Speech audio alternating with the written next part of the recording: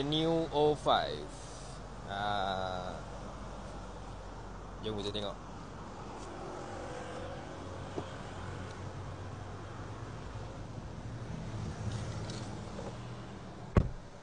Okay, ini kita dah remote start tadi. So dia akan nampak macam ni guys.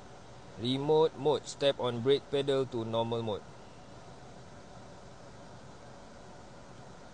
So kita step on brake. So dia akan jadi normal mode. Please refuel.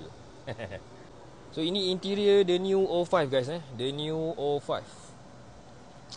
Dia sebenarnya Omoda 5 facelift. So kita panggil the new O5. Alright, so kita tunggu dia boot up dulu. Okay.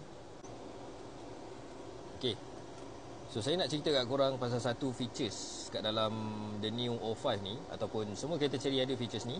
Itu kita panggil steep descent. Steep descent ni apa dia buat? Okay, dia enhance engine braking. So maknanya kalau korang ada lalu cerun-cerun yang agak curam, okay, ataupun turun bukit, korang boleh activate steep descent ni. Dia memang tak payah tekan brake, tak payah tekan minyak, dia akan buat engine braking. Korang boleh try. Yang mana ada kereta Chery boleh try features ni. Okay,